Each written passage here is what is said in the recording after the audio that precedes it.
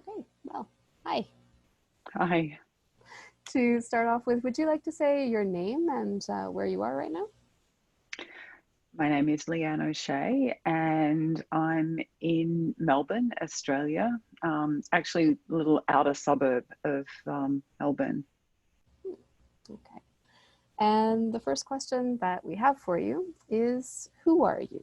Who are you as a person, as a human being? That can be your qualities, your values, your passions, whatever you'd like.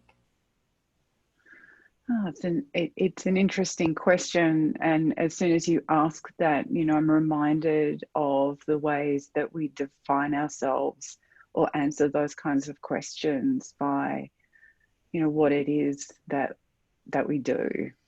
Um, and so I'm kind of trying not to do that, but they're the answers that come to mind. uh, I well, who am I? Uh, I'm a mother, kind of a friend, colleague. Been a Gestalt practitioner now for about 25 years, and over that time have really done a combination of both private practice and teaching, and been teaching Gestalt now for about 20 years, which some days I don't quite kind of know how it's got to be that long.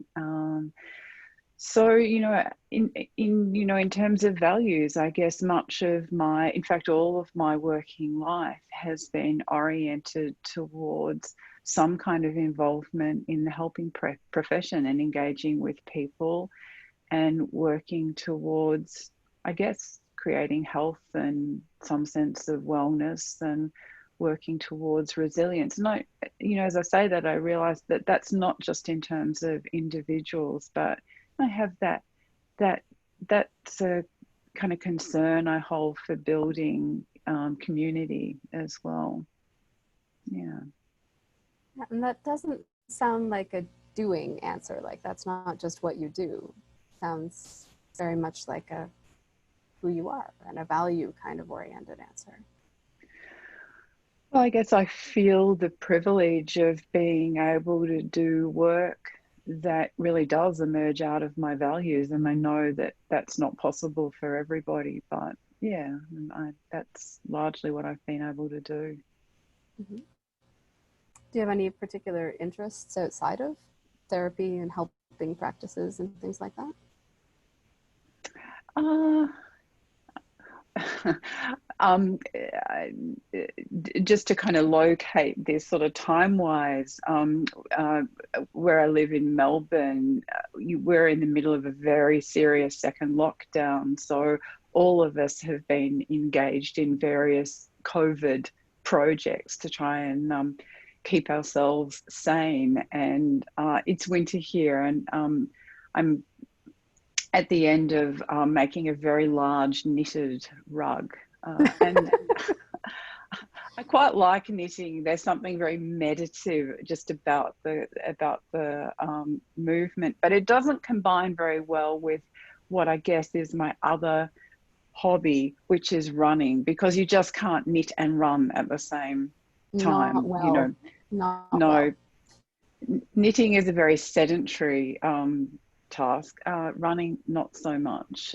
Yeah, I took up running probably about 3 or 4 years ago now, and have come to really appreciate, uh, yeah, just the value of being physically mobile, feeling physically competent. So, they're the two key activities that I'm currently engaged in. And I guess my other love is writing, but that I don't seem to be getting to that at the moment. Hmm. Okay. Another question, I guess, would be what comes to mind as an event or a set of circumstances in your life, maybe not COVID, that have really influenced who you are as a person? Hmm.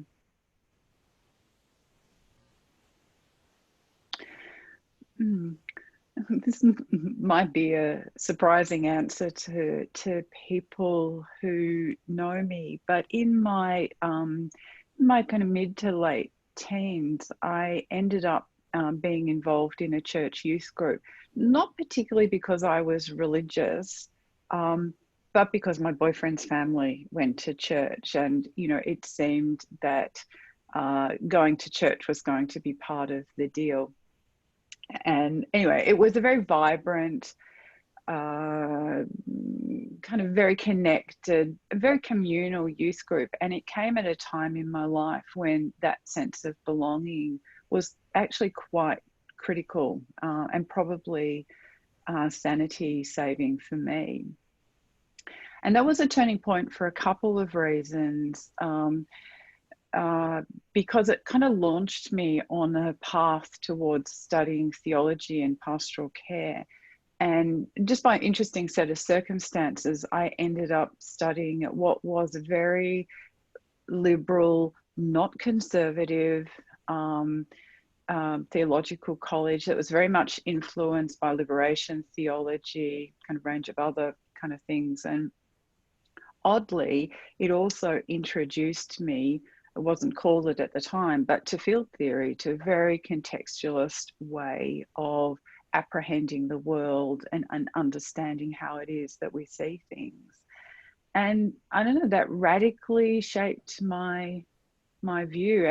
But I don't think until I began studying theology, until I began studying Gestalt, that I really appreciated how foundational that training was in contextualism and critical thinking. And of course there was a link that again I didn't understand at the time. My desire to step into pastoral care was really a reflection of wanting to step into counselling. So that was a boyfriend at 16 whose family went to church set my kind of life on a particular path. I wouldn't have seen that coming. I don't know you well, but that's interesting. Okay. Another question is whether in the course of your life, I mean, I'm sure that the answer is yes, but the question is who you identify as a person who has been a significant influence on your person.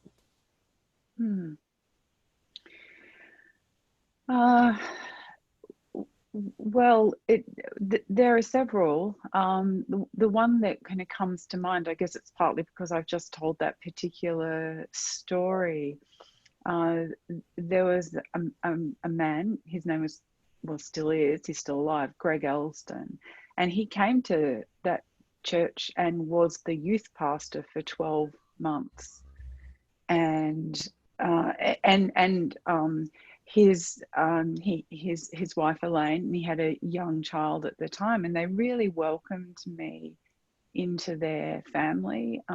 He also had a pretty radical left-wing theological perspective, and I guess he kind of gave me hope for seeing the world in a different way at a time when I really needed that.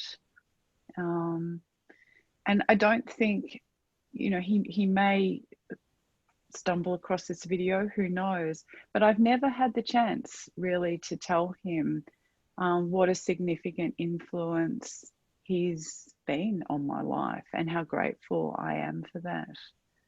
It's there as a to-do. He doesn't live in the same city as me, and it's not a conversation I've wanted to have by email or over the phone. So yeah, he was very significant and has been a very significant person for me. Okay. Is there anyone else, or would you?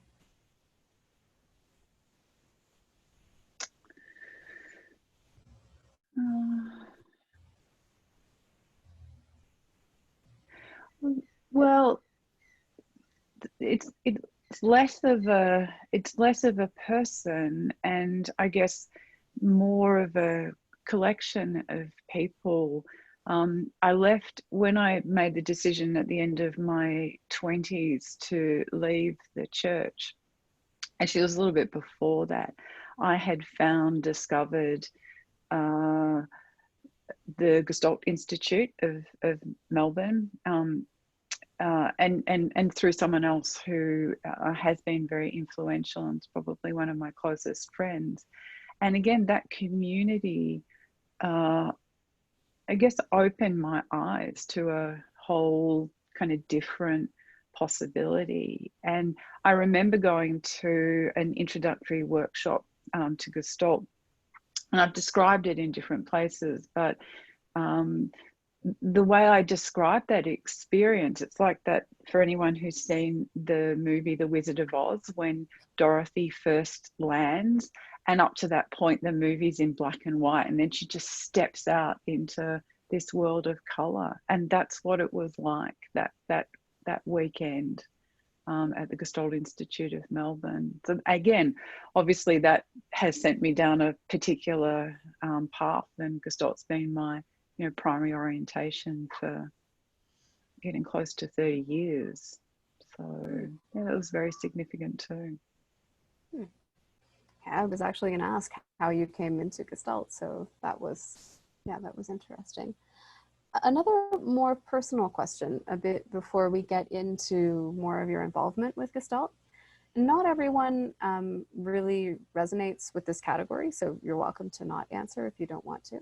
But the question is about how you experience yourself within your gender or as a woman. If you'd like to say anything to that. Yeah,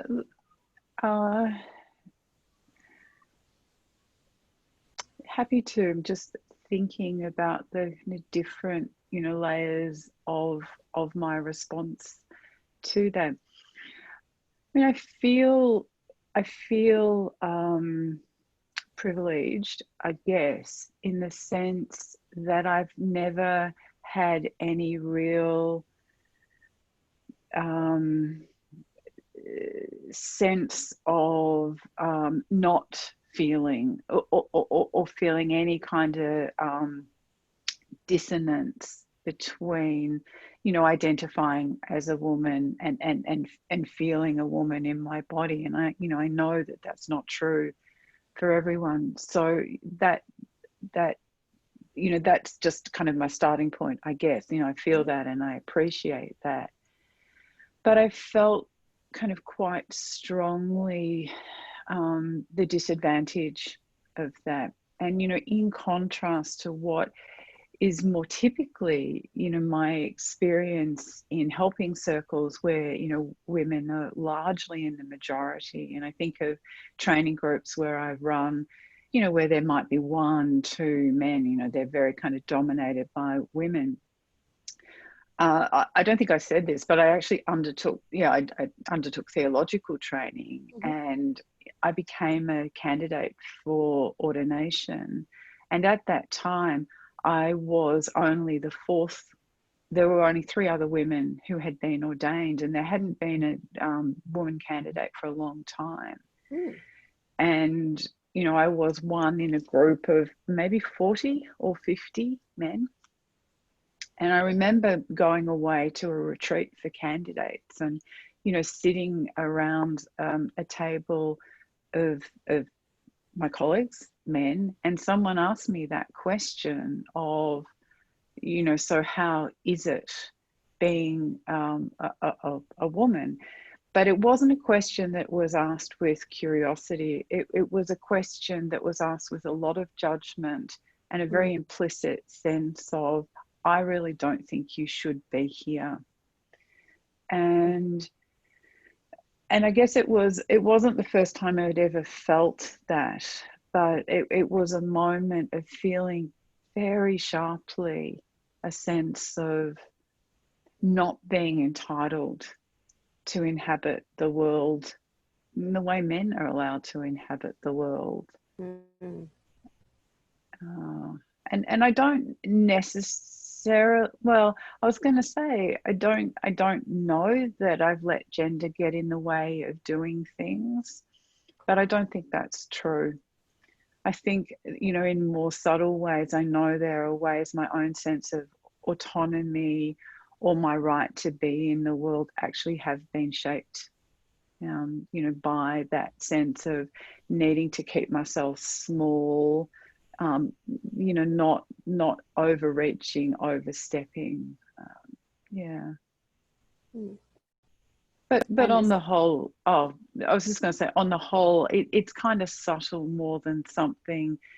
I do live in a culture that's relatively equal. mhm. Yeah. And how is it for you being a woman in Gestalt?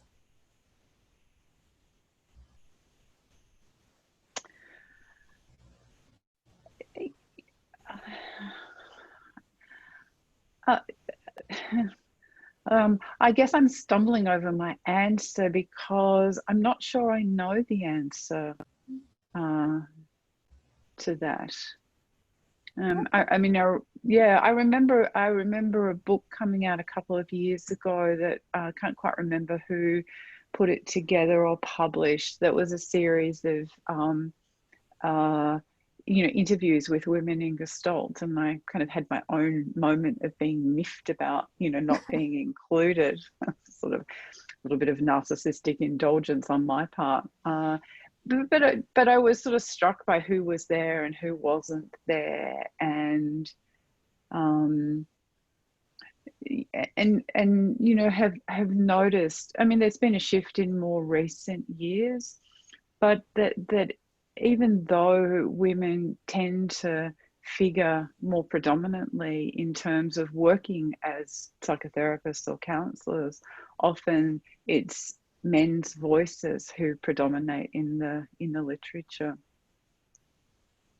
Hmm. Yes, I've But I noticed. haven't, yeah. But I mean, I've published and been able to do things and present, so I don't feel like it's been a limitation. Mhm.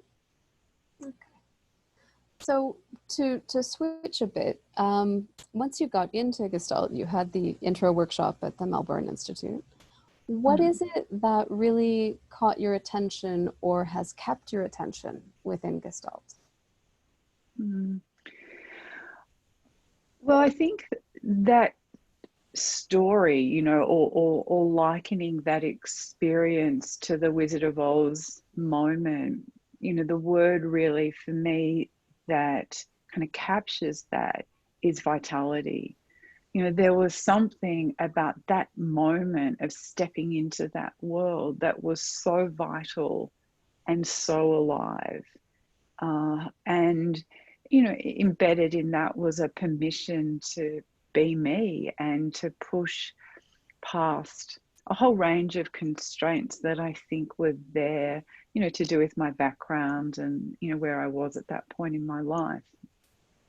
But I think it's that vitality and that aliveness that has always captured my interest about Gestalt. And I think, and I can see that threaded through a lot of my work, a lot of my writing, particularly around thinking about the erotic.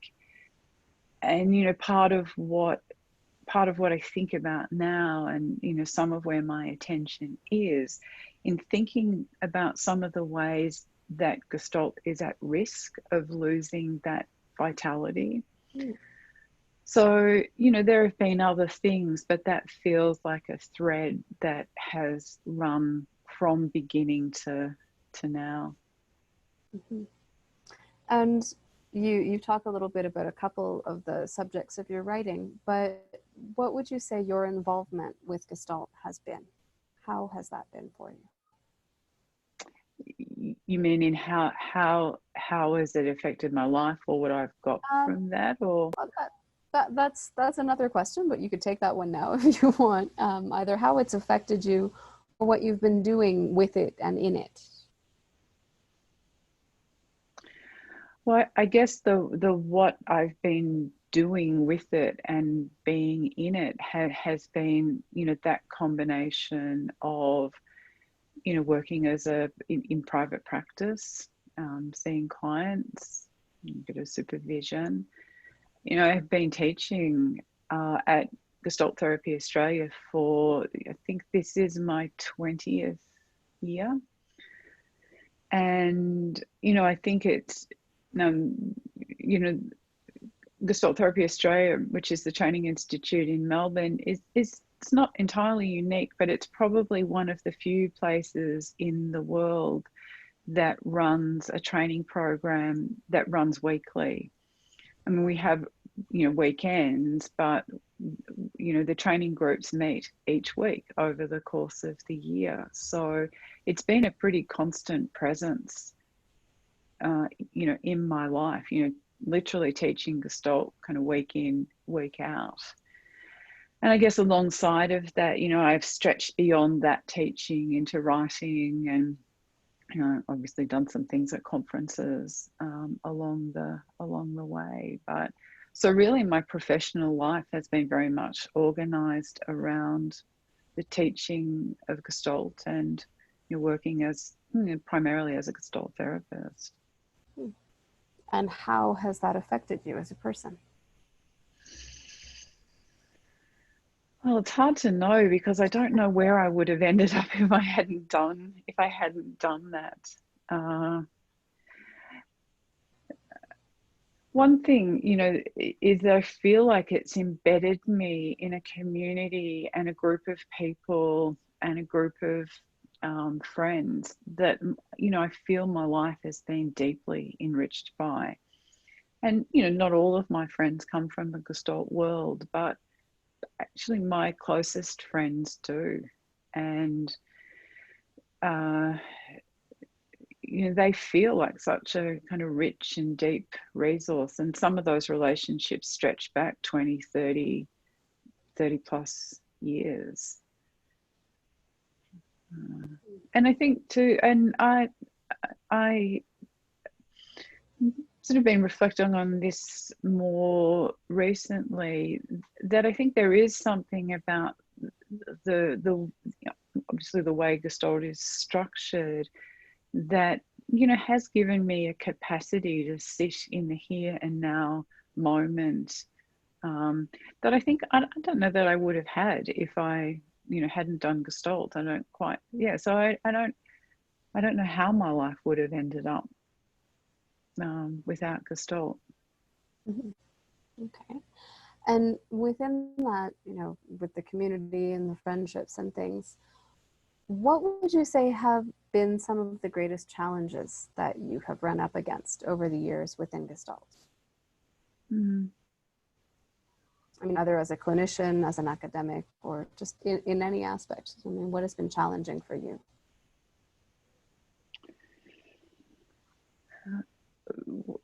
At a really at a more personal level, the cost of developing really close friends who live overseas is that sometimes I feel the loss of not having those connections and resources in a more immediate way. And while I certainly love my Gestalt community in Melbourne, but for a long time my key peers and those people I've really kind of leaned on for support and inspiration have been overseas. And not just overseas in terms of a short hop across to Europe, but a 30-hour plane trip. Mm-hmm. So that that's been challenging and that's been difficult. And it's changed a bit more recently, but I think there have been times I've certainly felt quite isolated. And I think it's partly a product of living in Melbourne, perhaps not just that. One of the and I guess at a more professional level, like I've sometimes felt frustrated by some of the tensions that exist within the Gestalt community, and ways that it feels like we can end up fighting over things that I'm not entirely sure are worth fighting over. But I don't know that there have been there aren't things that stand out as being real challenges other than some of that conflict and the more personal impact of being quite isolated and geographically removed. Hmm. Okay. And on the other side of that, what would you identify as some of the highlights, some of the greatest memories or experiences that you've had? Is there anything that comes to mind? Favorite story, favorite moment? Mm. When you ask that question, a whole series of images just flash through my mind of, um, oddly, perhaps not oddly, dancing at Gestalt conferences. And there's something about that just unbridled coming together, and people engaging in a way that doesn't seem to happen at other conferences. And I've had multiple occasions where, the live band that's been playing has just been dumbfounded by, they'll play a particular song and suddenly the dance floor is packed. And again, that energy, that engagement, it's that vitality and connection. So that's one thing. And another memory that I have is that, you know by luck, by chance, being in the right place at the right time, who knows, I got invited. I was living in the UK at the time, and I got invited to a reading group that took place in Cleveland. It must have been like about 1999, so good 20 years ago now. And it was just the most extraordinarily rich experience of intellectual engagement and a deep dive into kind of personally challenging conversations. It was a bit like, well, we did an intellectual reading group in the morning and, hardcore therapy group in the afternoon. And there are a lot of friendships and long-term connections that have emerged out of that experience, and connections that have been sustained over a long period of time. But that combination of, embodied emotional richness combined with sort of intellectual rigor. Some of those moments, and that was a particular moment. Oh, it was a particular weekend, but there have been other moments, and I think they're the things that stand out as being deeply rich and rewarding. Hmm. Okay. And I'm also wondering, this is really the last sort of question that I have for you in the set, would be what's next for you within Gestalt, or what do you think could or should be next for Gestalt in the world that we're in right now? Hmm. I think to go back to that theme that has, threaded itself, through, much of my professional career and personal interest around, eros, vitality. I see the risk of, or have felt for some time, the risk of Gestalt losing that edge as it has sought, what often feels like professional respectability. And I've seen that, and it's a frustration that I feel even in our own training cohort. But I also teach outside of Gestalt. So it's not just in Gestalt that I see this, it's perhaps in psychotherapy generally, that there seems to have been this drift to safety. And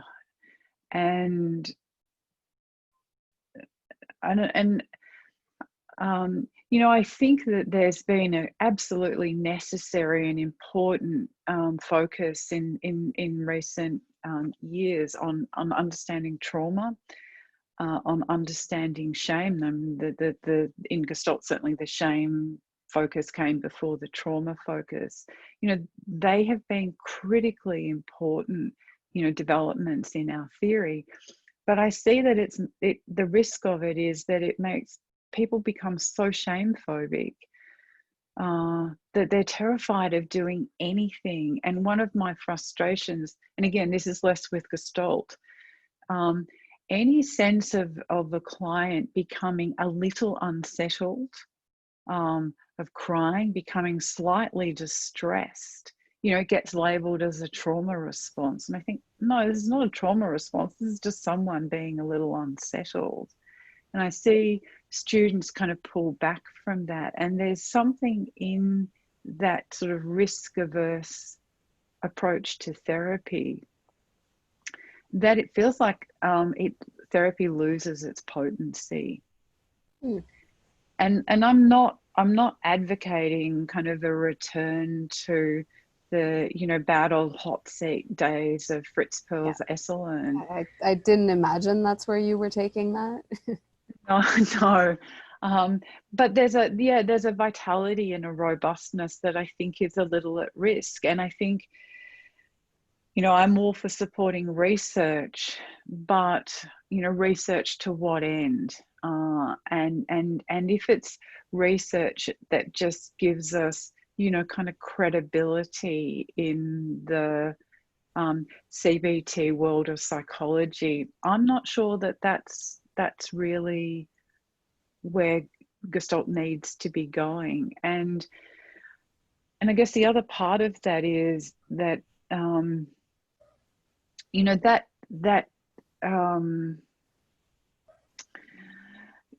Gestalt's focus on field theory or context, I think, is critically important, and more than ever, that needs to be something that we need to be looking about and need to be thinking about.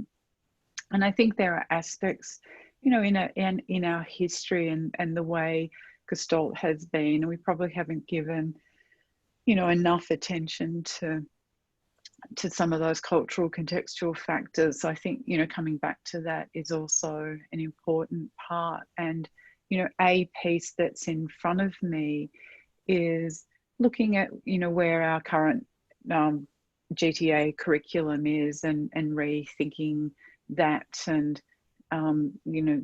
thinking what that means in this world, and particularly in this world that's been very much changed by, the events of this year. So, I guess that's a kind of ongoing what next edge. And I think the other piece is that even though I felt a little distant from it, kind of picking up the threads of the work that I've begun, around eros and sexuality, I have a sense of wanting to come back to that and having a bit more time and space to do some writing. I feel the absence of, that more kind of intellectual, but also creative writing in my life. So, they're the what next bits for me. Well, that sounds lovely. I would look forward to seeing that and reading that. And I think you're Thank right you. about, in the certain sense. I mean, it's very different, like you say, culturally. Um, because I think here, at least in Mexico, a lot of the training is still not shame sensitive and still not trauma sensitive. So there is a lot of that explosive kind of cathartic triggering still happening. Yeah. And at the same point, it's true in other parts of the world, there is no safe emergency because everything is just so safe that nothing emerges. And Yeah. it's almost stifling how safe and how careful it can be working with some people who are coming from the other position. So, yeah.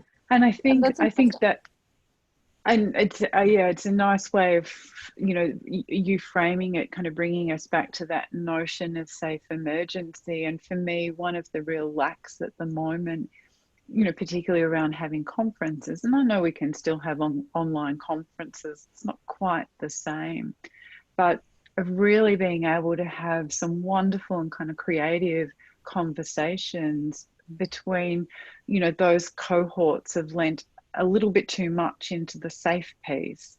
versus those who are a little perhaps too much in the emergency piece. So we can kind of find again, you know, that really kind of rich place of what it actually means to be situated in a safe emergency. The word that comes to mind is dynamic. I mean, there has to Yeah, be movement. There has to yeah. be a push and a push back, right? So, Mm, mm. hmm, interesting. Well, was there anything that you feel you'd like to add? Any part of yourself that you don't think is here that should be? I don't think so. I mean, No? nothing comes to mind. Okay. Yeah. I'm just feeling appreciative of the opportunity yeah, and grateful to you and your cohort for setting this up, because it does feel like such a wonderful way of um, a new window into our broad international community of Gestalt. Thank you. I appreciate your time and I appreciate everyone who said yes to it. And what I'm realizing that it's interesting that I get to interrupt because I'm doing the interview, but it's a time that we can actually listen to the other person speaking and we can't interrupt them. Mm, As creative and spontaneous as that might be, the format actually makes us sit down and listen to each other expressing yeah. full thoughts. Mm, So yeah, I appreciated sitting here and doing a lot of listening with you today. mm, So mm. Well, thank you thank for you. the opportunity. If it's okay with you, we'll leave it here then. Okay.